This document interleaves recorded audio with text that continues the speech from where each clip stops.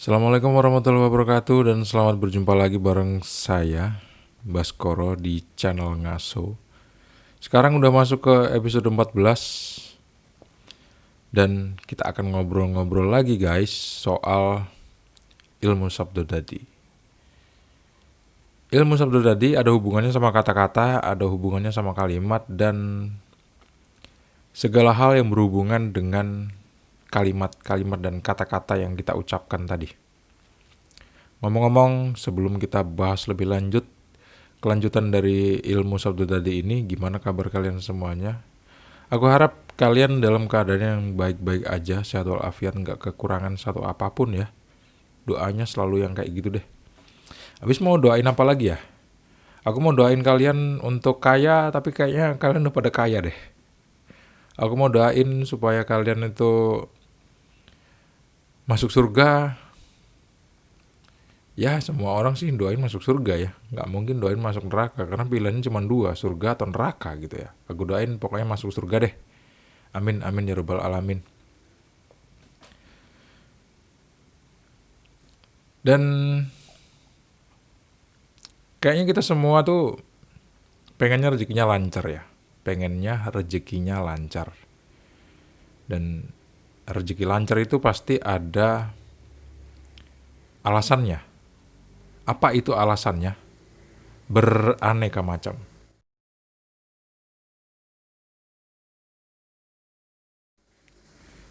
Salah satunya adalah sabar. Dengerin motor king yang lewat. Suaranya kenceng banget. Mungkin kalian bisa dengerin ya kalau kalian pakai headset. Supaya rezeki kita lancar itu, pasti kita awali dengan pikiran-pikiran, perasaan-perasaan, dan kata-kata yang baik. Seringnya kita itu mensabotase diri kita tanpa kita sadari loh. Apa itu maksudnya? Mensabotase diri itu maksudnya seperti ini. Kita kan sering diajarin untuk melihat bahwa hidup ini susah. Apalagi buat orang-orang yang dilahirin dari keluarga menengah ke bawah perekonomiannya. Seringnya akan memandang kehidupan ini dengan sudut pandang yang susah gitu. Bahasa lainnya adalah kehidupan ini tragedi, bukan komedi. Untuk yang menengah ke atas itu hidup ini komedi, karena lahir ceprot aja udah tajir, udah banyak duit. Apa-apa yang dipengenin semuanya kesampaian gitu, dibeliin sama orang tua. Rezeki itu udah ibarat kayak penyakit yang nggak mau pergi gitu. Kekayaan itu ibarat penyakit yang nggak bisa pergi dari diri. Mau kemana juga dapat duit, mau kemana juga dapat hidup yang enak.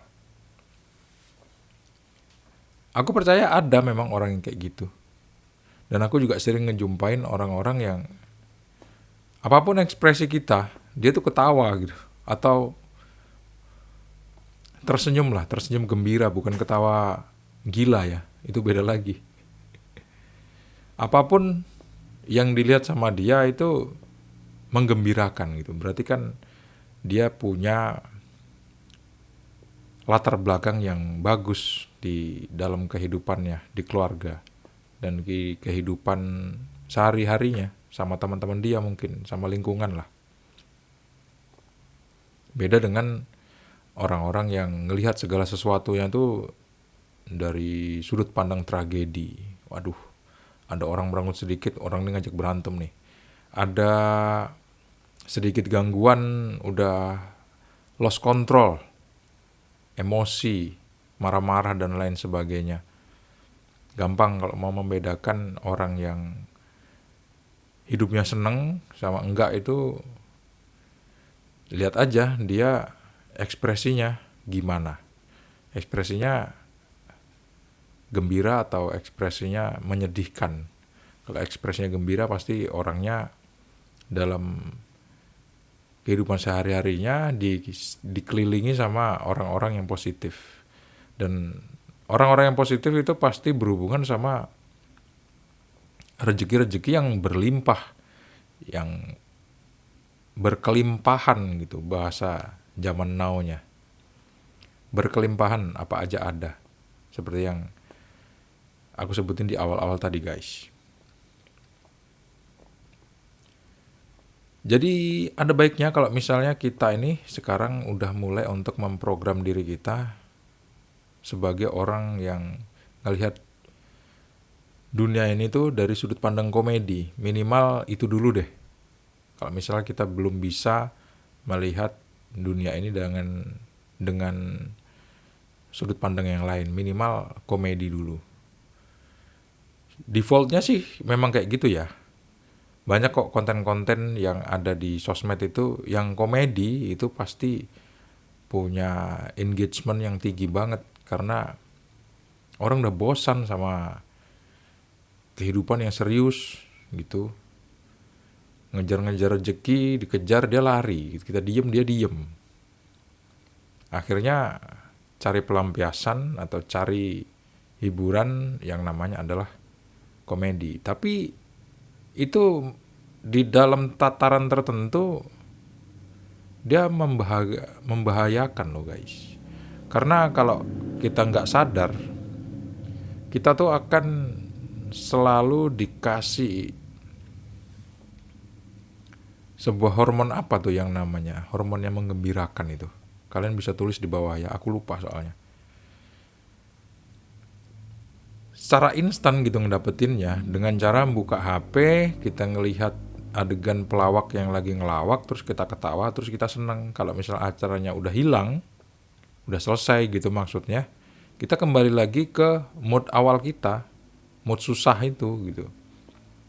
Akhirnya kita kecanduan sama HP, kecanduan sama internet, kecanduan sama komputer, sama TV, yang selalu memberikan hormon kegembiraan ke dalam otak kita. Kita ngedapetin secara nggak langsung rangsangan yang instan gitu, tanpa ada gerakan-gerakan yang membuat kita menghasilkan hormon kegembiraan itu secara natural.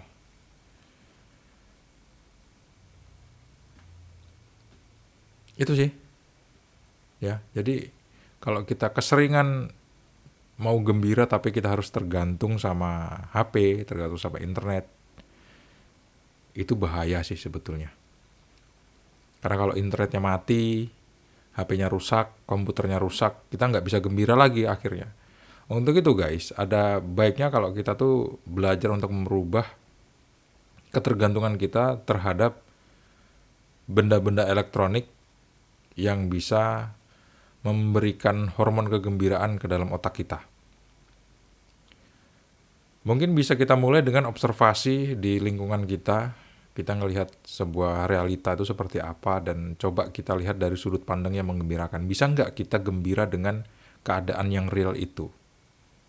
Kalau misalnya kita bisa gembira dengan keadaan yang real itu, wah itu salut deh. Berarti udah one step closer sama kekayaan, kegembiraan, dan kenikmatan-kenikmatan yang selama ini diidam-idamkan sama hampir seluruh manusia di muka bumi ini. Gak ada manusia yang lahir tuh pengen susah tuh gak ada ya. Lahir pengennya sih seneng. Pengennya dapet yang wah lah, kayak gitu. Itu salah satu model untuk menciptakan kegembiraan yang ada di dalam otak kita. Kita coba untuk lepas dari ketergantungan dari barang-barang elektronik yang isinya adalah hiburan. Kayaknya sih orang-orang yang ada di dunia entertain itu paham kali ya. Gimana caranya orang tuh kecanduan sama kegembiraan yang instan itu. Kita ngelihat orang pakai baju yang nyeleneh, orang tuh gembira. Mereka bikin obrolan-obrolan yang menggelikan, kita gembira. Mereka paham banget. Kenapa kita nggak coba ambil posisi itu? Kita coba jadi sutradaranya deh. Kita jadi sutradara untuk diri kita sendiri. Kita ciptakan satu skenario kegembiraan yang bisa kita dapatkan dengan keadaan apapun yang ada di rumah kita, yang ada di lingkungan kita. Nanti secara nggak langsung kita tuh bakal punya kemampuan yang default akhirnya untuk melihat segala sesuatu tuh dari sudut pandang yang indah-indah. Dan kalau misalnya kita udah bisa sampai ke fase itu, biasanya sih yang namanya uang dan kesuksesan itu insya Allah ringan lah untuk ngedapetinnya. Karena uang dan kesuksesan itu didapatkannya bukan dari kesulitan, didapatkannya pasti dari kegembiraan. Karena kita menarik sesuatu yang sefrekuensi sama kita. Frekuensi susah itu frekuensi ketidakpemilikan uang dan ketidakpemilikan kesuksesan. Makanya dia akan menarik ketidaksuksesan dan ketidakpemilikan uang. Kalau kita pertama udah gembira dulu tanpa ada uang gitu, kenapa itu bisa terjadi atau bisa dilakukan? Ya kalau kita mau mengingat waktu kita lagi lahir ke dunia ini, kan kita nggak bawa apapun guys. Kita cuma bawa badan kita. Artinya kita nggak butuh uang, kita nggak butuh segalanya. Yang kita butuhkan hanyalah kasih sayang Allah Subhanahu wa Ta'ala ke kita aja. Dengan itu lingkungan kita akan memberikan itu semua, segala hal yang kita butuhkan kepada kita atas perintah Allah Subhanahu wa Ta'ala tentunya.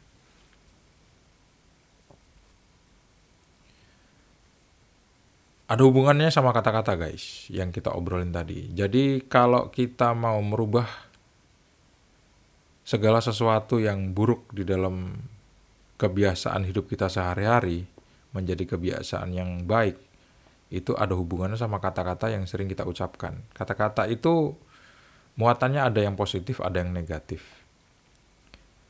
Biasanya kita tuh akan merespon segala sesuatu tanpa berpikir. Jadi udah semacam ada program di alam bawah sadar kita itu untuk merespon segala sesuatu tanpa harus berpikir. Seperti yang aku obrolin di episode yang sebelumnya ya. Kita punya latar belakang atau alam bawah sadar itu yang mengendalikan kehidupan kita bahkan lebih dari 80%. Kita nggak perlu mikir lagi untuk bereaksi seperti apa terhadap segala sesuatu yang ada. Jadi begitu kita dapat stimulus, kita langsung bereaksi. Begitu kita dapat stimulus, kita langsung bereaksi. Seperti itu, dan seterusnya. Program alam bawah sadar itu yang jelas bisa dirubah dengan cara wirid. Dalam arti gini, wirid itu nggak terbatas sama kalimat-kalimat yang Arabik ya. Tapi kita mengucapkan hal-hal yang positif di kata-kata yang kita ucapkan itu. Kata-kata yang membentuk kalimat-kalimat positif itu kita ucapkan. Percaya nggak percaya, alam bawah sadar kita akan merekam itu dan menjadikan kata-kata positif itu sebagai program pengganti program-program yang lama. Kalau misalnya kita sebelumnya menghadapi stimulus yang ada di luar diri kita itu dengan cara defensif, itu akan bisa dirubah kalau misalnya kita mengucapkan hal-hal yang positif. Dari defensif jadi ofensif misalnya. Dari negatif melihat orang lain jadi positif melihat orang lain. Pernah nyoba mungkin teman-teman hal-hal yang seperti itu? Aku rasa sih kalian pernah nyoba lah ya. Nggak mungkin nggak, karena referensinya di internet banyak banget. Sekarang banyak banget tutorial-tutorial untuk menjadi orang baik guys. Dan salah satu dari tutorial itu adalah video ini kayaknya. Cuman aku nggak berfokus untuk ngajarin orang jadi baik. Buat apa? Aku aja belum jadi orang baik. Yang penting kita saling mengingatkan untuk jadi orang yang lebih baik. Terima kasih. Assalamualaikum.